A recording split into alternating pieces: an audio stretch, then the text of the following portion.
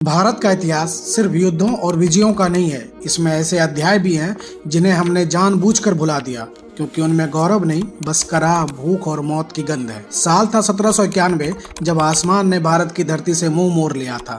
3 साल तक बारिश नहीं हुई, ना खेतों में फसल उगी, ना कुओं में पानी बचा और ना उम्मीद। उस वक्त भारत में कोई प्रधानमंत्री नहीं था, कोई एक सरकार नहीं थी। हर इलाका अपने राजा के अधीन था। कोई अंग्रेजों से लड़ रहा था, कोई टैक्स वसूल रहा था और जनता भूख से मर रही थी। उसी बांटे हुए भारत में जब धरती ने अन्न देना बंद किया तो लोग मिट्टी खाने लगे, पेड़ की छाल चबाने लगे और जब कुछ नहीं बचा तो इंसान इंसान को खाने लगा। इतिहास ने इसी त्रासदी को एक नाम दिया, दोजी बारा फामेन, जिसे लोग कहते हैं खोपड़ी वाला अकाल। एक ऐसा अकाल जहां सड़कों पर बस हड्डियां बची थी और हवा में बस सरन और सन्नाटा। नमस्कार दोस्तों, मैं शेखर झा स्वागत करता हूं आप लोगों का। इतिहास में कुछ घटनाएं ऐसी होती है जो सिर्फ किताबों से नहीं, जमीन की मिट्टी में दर्ज होती है। यह कहानी है ऐसे ही एक अध्याय की, जब भारत की धरती ने अपने ही संतान को निगल लिया था। साल था 1791। भारत के आसमान पर सूरज रोज उगता था, लेकिन उस रोशनी में गर्माहट नहीं, एक जलन थी। धरती फटी पड़ी थी, हवा में मिट्टी नहीं, राख उड़ रही थी। लगातार 3 साल तक बारिश नहीं हुई।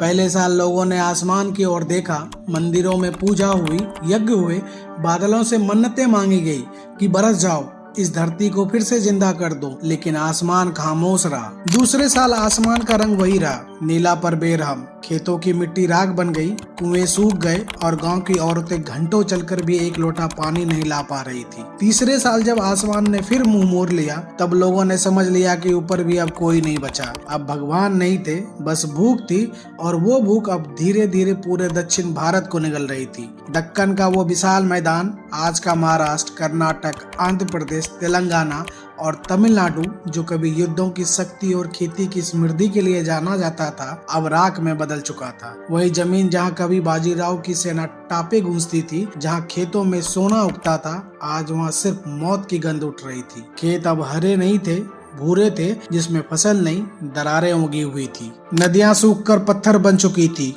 कुएं जो कभी जीवन का प्रतीक थे, अब खामोश मुर्दा घर की तरह धरती में गिरे थे। गांव के रास्ते वीरान थे और जिन घरों में बच्चों की हंसी गूंजती थी, अब वहां चूल्हों की राख भी ठंडी पड़ चुकी थी। 1791 में दक्कन का विशाल मैदान कब्रिस्तान बन चुका था। 1791 का भारत आज जैसा नहीं था। यह एक बिखरा हुआ भूगोल था।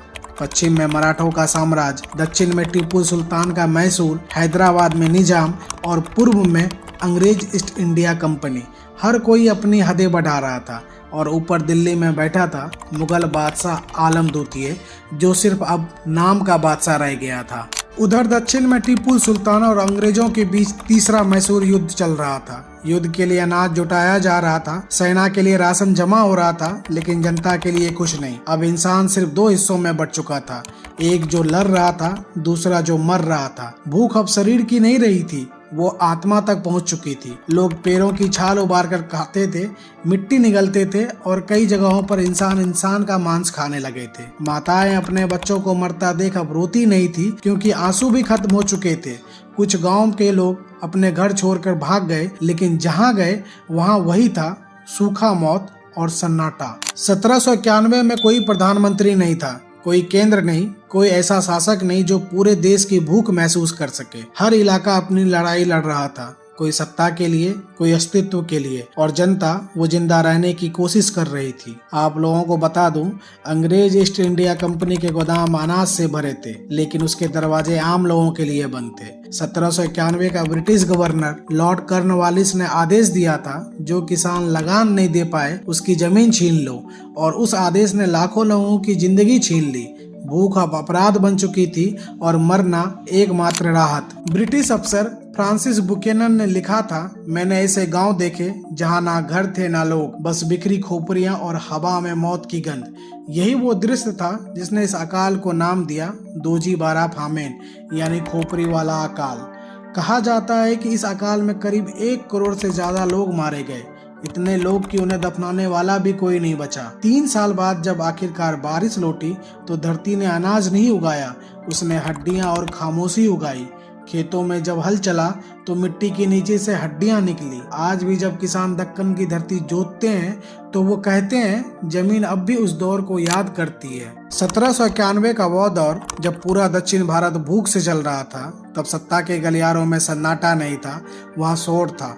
अंग्रेजों के लिए भूख कोई त्रासदी नहीं थी, वह एक अवसर थी। अंग्रेज ने इस अकाल को रेवेन्यू स्टेबिलिटी टेस्ट की तरह इस्तेमाल किया। अंग्रेजों ने कहा अगर किसान भूख में भी टैक्स दे सकता है तो वो हमारा वफादार प्रजा है, अगर नहीं दे सकता तो उसकी जमीन छीन ली जाएगी। कई जिलों में ऐसा हुआ भी। बाजीपुर, धारबार, बेलगाम, नागर, हैदराबाद, हर जगह किसानों से टैक्स की वसूली जारी रही। लोग कहते थे हमारे घर में अनाज नहीं पर कंपनी को टैक्स चाहिए। एक रिपोर्ट में दर्ज है कि अंग्रेजों ने अकाल के बीच मसाले और अनाज का निर्यात जारी रखा क्योंकि यूरोप के बाजार को भारतीय चावल की जरूरत थी। यानी भारत भूखा मर रहा था ताकि इंग्लैंड की रसोई में खाना पक सके। इसी वक्त दक्षिण में तीसरा मैसूर युद्ध चल रहा था। अंग्रेजों के लिए प्राथमिकता भूख नहीं बल्कि जीत थी। युद्ध की जरूरतें इतनी बड़ी थी कि जनता के हिस्से का अनाज सैनिकों को दे दिया गया। युद्ध के मोर्चों के लिए 1000 बैल, घोड़े, राशन और मजदूर चाहिए थे और वो सब उन्हीं भूखे गाँव से उठाए गए जहाँ लोग पहले ही मर रहे थे। यानी युद्ध ने अनाज खा लिया, भूख ने इंसान। ब्रिटिश अधिकारियों ने अपने रिपोर्ट को अकाल को नेचर डिजास्टर लिखा, यानी यह ईश्वर की मर्जी थी, लेकिन यह झूठ था। कंपनी के अपने अफसर फ्रांसीसी बुकेनन और थॉमस मुनेरो ने लिखा है कि यह अकाल मानव निर्मित था। इस अकाल ने दिखा दिया कि भारत पर जो शासन बैठा था वो अब इंसान नहीं व्यापार था। कंपनी का मकसद था अनाज नहीं आंकड़े, इंसान नहीं राजस्व। जब धरती सूख गई तब अंग्रेजों ने कहा this is an act of God, और जब लोगों ने सवाल किया तो कहा Indians are used to dying. यही था वो सच जिसने भारत की आत्मा को झकझोर दिया। एक तरफ भूख से तड़पते लोग और दूसरी तरफ कलम चलाते हुक्मरान। यही थी 1791 की असली तस्वीर। 1791 के बाद भारत में अकाल रुका नहीं, वो सिस्टम बन गया। 1837, 1860, 1877, 1896, 1943, हर दशक में कोई ना कोई ग्रेट फेमेन आया। बंगाल का अकाल 1943 जहां 30 लाख लोग मरे, वो भी इसी सोच का नतीजा था। ब्रिटिश शासन के लिए भूख एक आर्थिक संकेतक बन चुका था। जितने ज्यादा भूख उतना सस्ता श्रम, और यही भारत का सबसे बड़ा श्राप बना जब इंसान एक आंकड़ा बन गया। कहते हैं हर भूख एक दिन गुस्से में बदलती है। 1791 के उस अकाल ने भारत की आत्मा में बगावत का बीज बो दिया था। जब लोगों ने देखा कि शासन उनके लिए नहीं उनके खिलाफ है तो वो चुप नहीं रहे। धीरे धीरे इसी मिट्टी से वही लोग उठे जिन्होंने अंग्रेजी हुकूमत को चुनौती दी। किसान विद्रोह, संथाल आंदोलन, नील विद्रोह और आगे चलकर 1857 की क्रांति, इन्हीं सब की जड़ कहीं ना कहीं इस भूख में थी। ये अकाल सिर्फ मौत नहीं था, ये एक चेतना का जन्म था। भारत ने पहली बार महसूस किया कि शासन और सरकार एक चीज नहीं होती है। 1791 का खोपड़ी वाला अकाल सिर्फ इतिहास नहीं, वह एक आईना है। वह बताता है कि जब सत्ता मुनाफे में अंधी हो जाती है और जनता चुप, तो भूख बार बार लौटती है। आज भी दुनिया में करोड़ों लोग भूख से मर रहे हैं। खेतों में अन्न है लेकिन पेट खाली है। सिस्टम बदल गया है पर सोच वही है। अनाज व्यापार है, इंसान आंकड़ा। 1751 की वो मिट्टी हमें अब भी पुकारती है, पूछती है क्या हमने सच में इंसान बनना सीख लिया। आप लोगों का बहुत बहुत धन्यवाद वीडियो के लास्ट तक बने रहने के लिए। आपको यह वीडियो कैसा लगा कमेंट करके जरूर बताइए।